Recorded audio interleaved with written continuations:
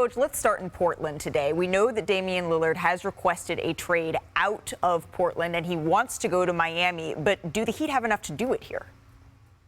Malika, that's going to be a question that plays out over time, because right now Portland looks at what Miami has, and that is not what they believe should be the return for a player of the stature, in their minds, the value of Damian Lillard. That's 2 future first-round picks, some pick swaps. Tyler Hero is the best player available in that deal. They wouldn't want Tyler Hero. They would need a third team to take him on and then send them assets. But the way Portland looks at it, that wouldn't be enough for what they'd want for Damian Lillard. But here's the challenge.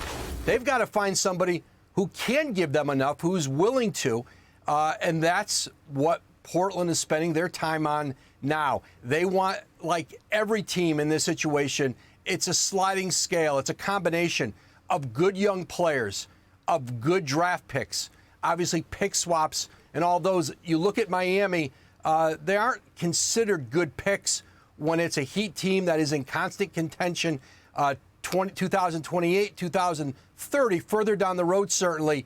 But you look back at deals, whether it was Kevin Durant, Anthony Davis, Donovan Mitchell, any of those deals, they were teams that had been rebuilding, that had drafted high and had Lonzo Ball and Brandon Ingram, had Mikal Bridges, Cam Johnson.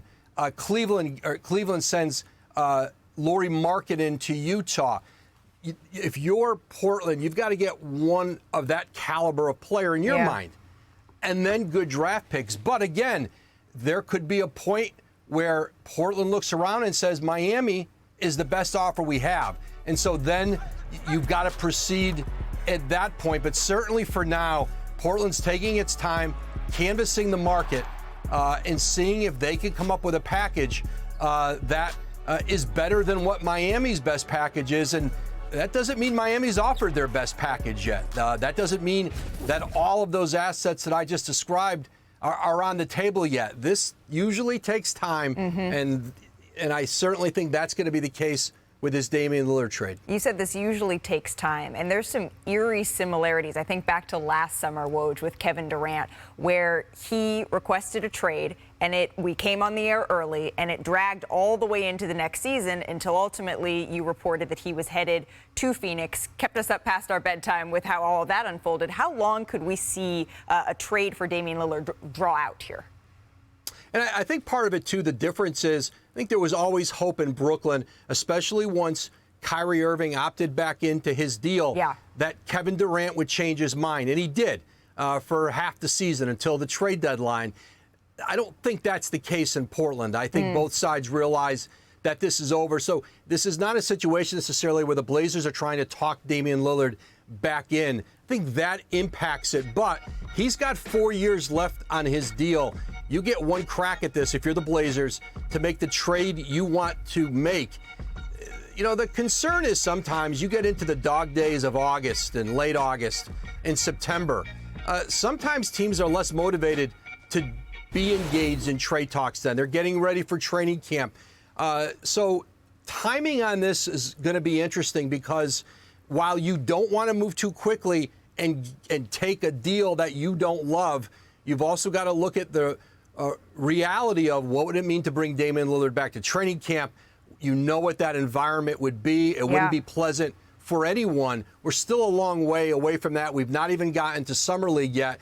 And I think, too, Joe Cronin, the Blazers GM, getting to Vegas, sitting down with other GMs face-to-face and having those kind of conversations, I think that's productive. I think that's the next step in this. Woj, as always, thank you so much for your time, for stopping by NBA Today here. All right, that's Damian Lillard's story. Another player who has a future that's a bit uncertain here, James Harden. You can see Damian Lillard's numbers up here, as well as James Harden's. I hope you guys had a wonderful holiday, and I appreciate you being back with us today. All right, here's where it all stands. Damian Lillard, he's still a trailblazer over here, but options maybe seem to expand a little bit over the last couple of days. Ramona, what destination does make sense both for Dame and for the Portland Trailblazers here? You know, I don't think Dame's going to like if I say this out loud, okay? But when you look at the league and its stated preference is to win, and teams that have the assets and maybe the ability to get this done, the Boston Celtics have the ability to get this. I know Perk. I know, I can Perk. feel Perk. I can feel him. I need to see Perk's feel face. it. There it is. Okay. I know they have expressed some interest already in this, but this is not a team that is like on the list. It's not a city he would necessarily welcome going to right now, at least from what I understand. But in terms of team that can win and that actually has the assets to do it, they make a lot of sense. Yeah. Okay. This is Jason Tatum, Jaylen Brown. If you can get him for like a Malcolm Brogdon and a Robert, some pick swaps, young players, they make sense. But Damian Lillard has said Miami, he has an affinity for the San Antonio Spurs, the Brooklyn Nets. I think I really enjoyed that conversation you had with Woj because it broke down this is how business in the league is going to get done. Summer League, when everyone is in the same gym. Okay, well, there's two gyms, but they're basically the same gym.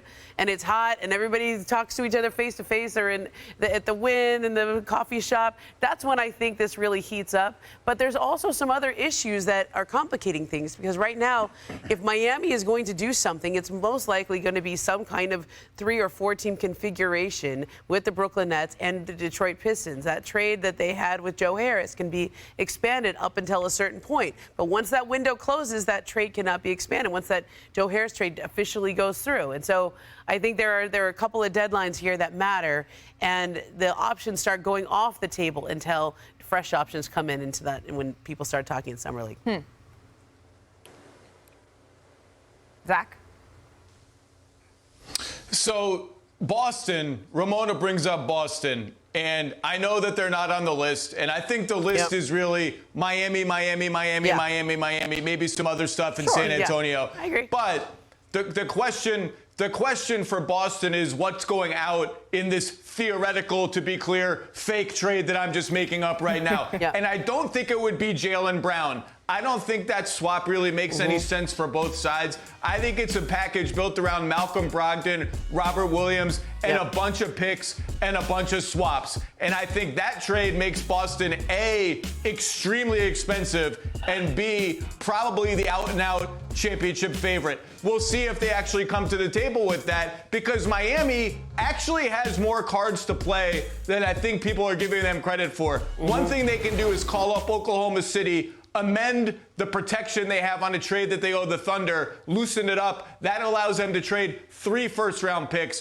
plus a swap, plus Tyler Hero. I think they may have, they have Nikola Jovic, who was a second-year player.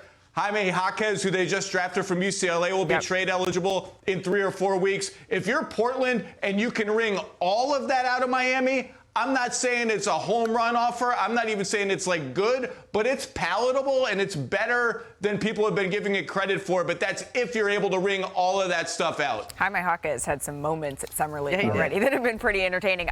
Perk, you're our resident Celtic. What do you think? Malika, Ramona, Zach, I'm exhausted. I'm tired. We are a little over a week. And I wanted this to happen expeditiously. It didn't. And yesterday was July the 4th. I saw Dame in my macaroni. I saw Dame in my brisket. I saw Dame on the fireworks. I saw Dame in my suit jacket pocket when I was putting it on. What? That's how much I've been talking about Damian Lillard over the last week and a half. And I'm exhausted. At this point, I don't even care.